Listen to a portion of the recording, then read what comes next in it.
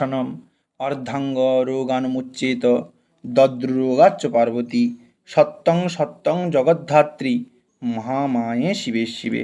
অর্থাৎ কি, যিনি রুদ্রচণ্ডী পাঠ করেন, কাউকে দিয়ে পাঠ করান কিংবা শ্রবণ করেন, তিনি সর্ববিধ দুঃখ হতে মুক্তি লাভ করেন, তার সমস্ত অশুভ বিনাশ প্রাপ্ত হয়, তিনি সর্বসুখের অধিকারী হতে পারেন, তিনি পুত্রলাভ করেন।